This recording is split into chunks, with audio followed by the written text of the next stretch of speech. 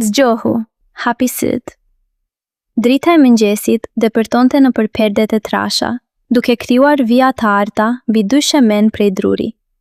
Shtrihem, ndjeva ftohtësinë e çarçavëve në lëkurët time, dhe më pas erdhi. Trokitje, e butë, e njohur, 3 trokitje të shkurtra në derë, një ritëm që e kisha mësuar përmendësh gjatë muajve të fundit. Nuk u përgjigja me zë, thjesht u ngrita ngadalë, duke lënë batanien të rëshqiste nga trupi im dhe eca zbathur drejt derës. Dyshemeja e ftohtë më zgjonte këmbët në çdo hap, hapa derën. Vjeri qëndronte aty si çdo mëngjes. Flokët e tij të errët ishin ende të lagur nga dushi, një fije uji i riste poshtë qafës. Sytë e tij blu të thellë më takuan për një çast, pastaj u ulën poshtë tek gjoksi im, te krahët e mi të zhveshur. Një buzëqeshje e vogël, pothuajse e padukshme, i preku buzët. Mirëmëngjes, pëshpëriti, zëri i tij i ngrohtë mbushi hapësirën midis nesh. Nuk thash asgjë, nuk ishte nevojshme. U tërhoqa pak prapa, duke e ftuar të hynte me një lëvizje të lehtë të kokës. Ai hyri, duke mbyllur derën pas tij, pa bërë zhurmë. Ishim vetëm. Si gjithmonë. Vjeri u afrua nga mbrapa, duke qëndruar aq afër sa mund të ndjeja ngrohtësinë që buronte nga trupi i tij, erën e sapunit dhe diçka tjetër, diçka që ishte vetëm e tij. Duart e tij më prekën supet, gishtat e gjatë, të fortë, filluan të lëviznin në një ritëm të ngadalt, rrethor. Ishte një prekje që e njihja mirë, një prekje që më bënte të haroja gjithçka përreth. Filloi me supet. Gishtat e tij gëvendhin harqe të ngadalt mbi lëkurën time, duke zbritur ngadalë poshtë shpinës. Çdo lëvizje ishte e qëllimshme, e matur, si një vallëzim i lashtë i mësuar përmendësh. Ndjeva tensionin që fillonte të shkrihej nga muskujt e mi, duke u zëvendësuar nga një ndjesi e thellë, e ngrohtë, që përhapej si val nëpër trup. Vjeri nuk nxitonte. Ai dinte çdo cep të trupit tim, çdo pikë ku prekja e tij mund të shkaktonte një pshertim apo një dridhje. Gishtat e tij u thtonin poshtë krahut tim të majt, duke ndjekur vijën e muskulit, pastaj ktheheshin përsëri lart, duke kalluar pranë brinjve të mia me një butësi që më bënte të mbyllja syt. Mbylla syt. Drita e mëngjesit u bë një ngrohtësi portokali pas çepallave të mia. Gjithçka tjetër u zhduk. Vetëm duart e tij, vetëm ritmi i lëvizjeve të tij, vetëm frymarrja e tij e qetë pranë veshit tim. Ishte një botë tjetër, një botë ku koha nuk ishte kuptim, ku vetëm ndjesitë ekzistonin. Ai u zhvendos përpara, duke qëndruar tani përballë meje. Pa thënë asnjë fjalë, ai ngriti duart dhe i vendosi në anët e fytyrës sime. Gishtat e tij ishin të ngrohtë, pak të ashpër nga puna, dhe përkëvelen mollëxat e mia, harkun e vetullave, vijën e nofullës.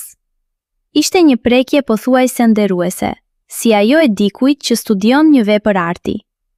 Pastaj, duart e tij zbritën poshtë tek qafajme, duke ndjekur vijën e klavikulave, duke u ndallur për një çast në gropën midis tyre. Një val drite më përshkoi.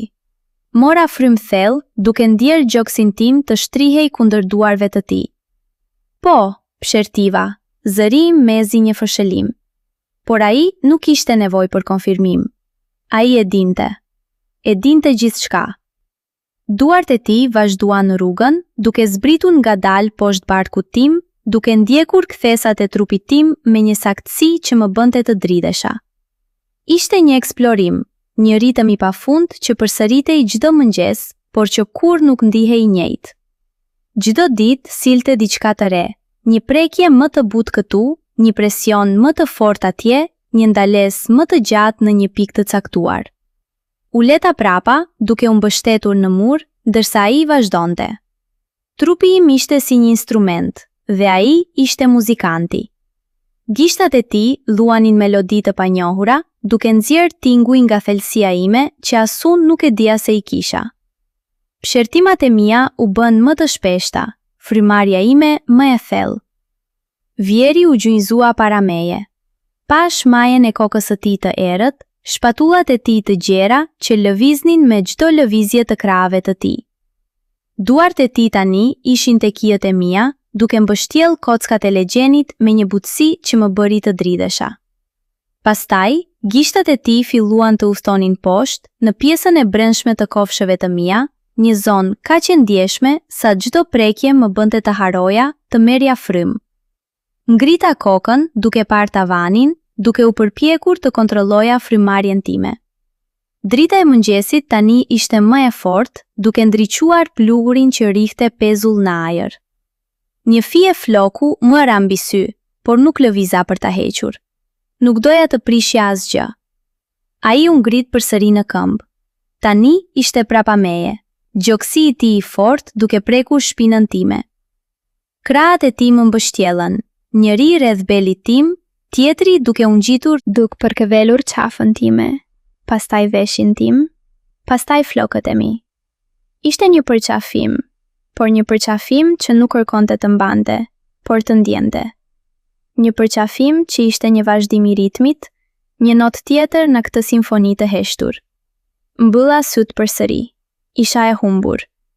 Në duart e tij, në prekjen e tij, në këtë ritual të përditshëm që kishte bërë që jeta ime të kishte kuptim. Vjeri nuk fliste, por çdo lëvizje e tij ishte një fjali, çdo prekje një fjalë.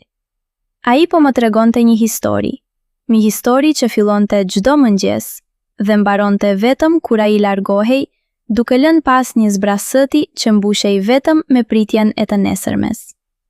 Krahët e tij u liruan, hapa syt. Ai qëndronte para meje, duke më parë me ato sy të tij blu, tani më të errët, si deti para stuhis. Frymmarrja e tij ishte pak më e shpejtë, por fytyra e tij ishte e qetë, e përqendruar. Ai ngriti dorën dhe përkëdheli faqen time me pjesën e pasme të gishtave të tij, një prekje e fundit, e lehtë si pend. Pastaj u largua. Si gjithmonë, ai doli nga dhoma pa thënë asnjë fjalë, duke mbyllur derën pas tij me të njëjtat 3 trokitje të shkurtra që më kishin zgjuar. Dhe unë mbeta aty, kundër murit, duke ndjer ende gjurmët e duarve të tij në lëkurën time. Mora një pëshertim të thellë. Trupi im ishte i qetë, i kënaqur, por në të njëjtën kohë, një melankoli e lehtë fillonte të përhapej. Tashmë, filloja të mungonte prekja e tij, dhe e dija që do të vazhdonte të më mungonte gjatë gjithë ditës, derisa të nesërmen në mëngjes, ku ritmi i tij do të trokiste përsëri në derën time. Eca drejt dritares dhe hapa perdet. Drita e mëngjesit përmbyti dhomën duke ndriçuar çdo cep. Jashtë, qyteti po zgjohej. Makinat, njerëzit, zhurma.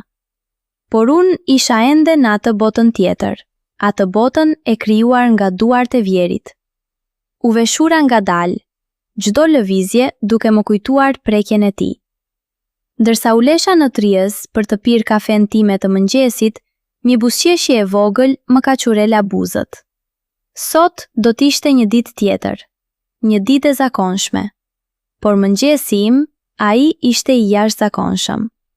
Dhe nesër, ai do të vinte përsëri, me ritmin e tij, me duart e tij, me atë gjuhën e tij të heshtur që unë e kisha mësuar ta kuptoja më mirë se çdo fjalë të folur. Ritmi i mëngjesit, riti i tij, riti ynë. Trokitje. 3 trokitje të shkurtra. Dhe unë do të hapja derën.